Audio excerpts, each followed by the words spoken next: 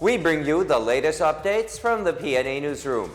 The Filipino community in Newark, New Jersey warmly welcomed President Ferdinand Marcos Jr. upon his arrival in the United States. The president lauds them, citing their huge contribution in propelling the economy because of their remittances. The details from Marita Moahe. President Ferdinand Marcos Jr. kicks off his state visit to the United States by meeting the Filipino community and urging them to support the tourism industry in the country. In his speech at the New Jersey Performing Arts Center, Marcos encouraged Filipinos in the U.S. to visit the Philippines, invest, and experience the beauty of the country. By doing so, he said that Filipinos abroad will also be helping in the economic recovery of the country. There are some 100,000 Filipinos living in New Jersey. Many of them are working in the health sector. The president left for New York on Sunday for the 77th United Nations General Assembly. He's set to discuss with world leaders the opportunities for cooperation in terms of food security and agricultural productivity, renewable energy, and climate change, among others. Marcos is also set to participate in business activities to seal more partnerships for the country's sustainable development. The 77th UNGA focuses on unprecedented global trends such as the pandemic and climate change. In his departure message, Marcos cited the importance of his participation in the UNGA, stating that the UN is where the countries of the world congregate to discuss the most pressing challenges facing the people. Marcos said that his participation in this important event would make sure that our voice is heard. We have over 10 million kababayans all over the world, and as your president, I understand and know full well the significant impact of the Philippine diaspora on our motherland, especially in terms of supporting our post-pandemic economic recovery. I count on our agriculturists, our specialists abroad to contribute to this endeavor. I call on you and other Filipino overseas to invest in agribusiness ventures in the Philippines and become what they call now agripreneurs yourselves to help revitalize our countryside. You can encourage your young relatives back home to take college courses related to agriculture. If you have idle lands in the Philippines, ask your families to take care of them and help them develop them for agriculture. Have them plant ube and calamansi, which are in demand abroad, but we have very little supply. Every initiative to secure a bountiful harvest counts. Walang masyadong maliit na pagtulong na hindi binibigyan ng halaga. I also urge all our brilliant minds, our scientists, engineers, and technical experts to return to our country under the Balik Scientist Program of the Department of Science and Technology, DOST.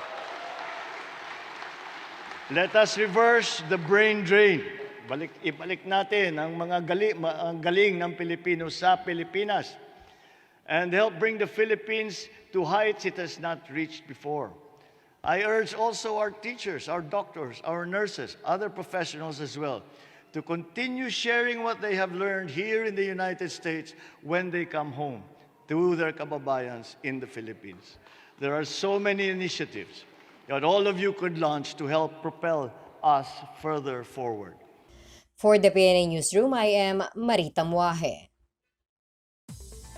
Meanwhile, some 40 foreign workers were rescued in Pampanga for being forced to work at the Philippine Offshore Gaming Operations, or POGO.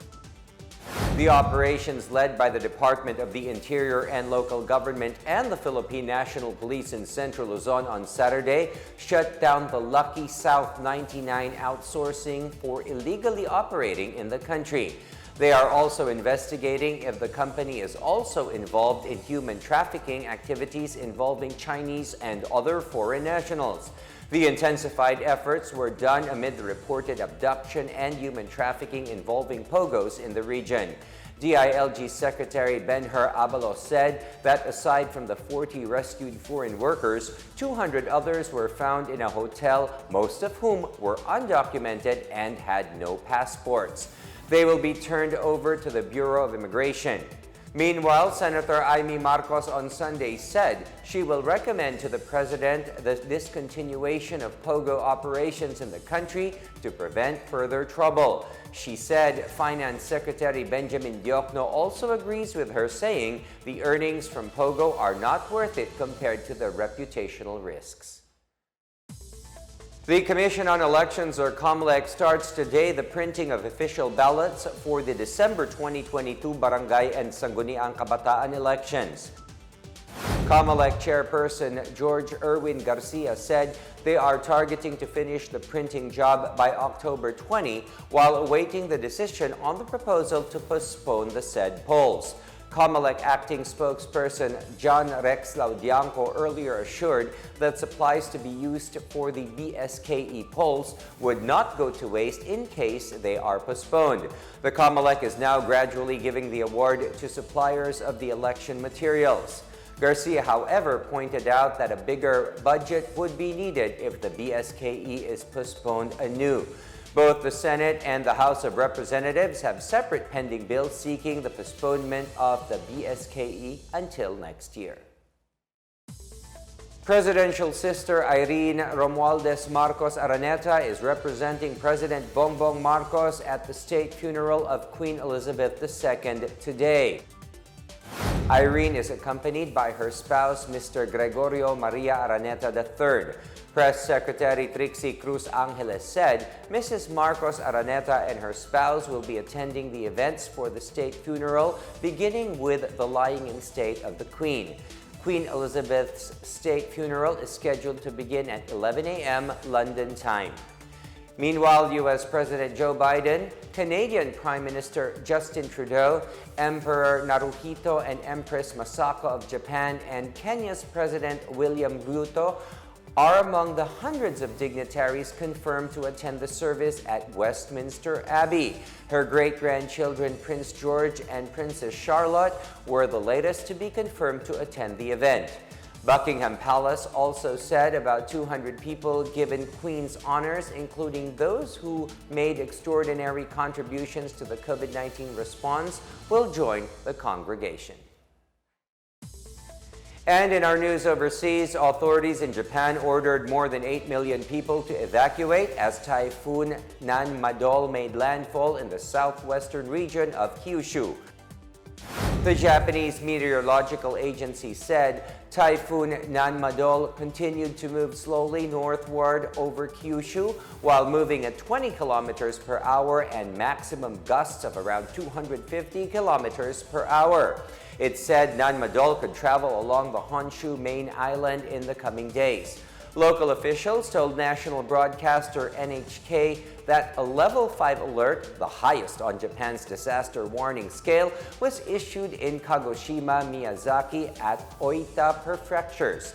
Prime Minister Fumio Kishida called on its people to evacuate at the first sign of danger and ordered officials to urgently ensure their safety and security.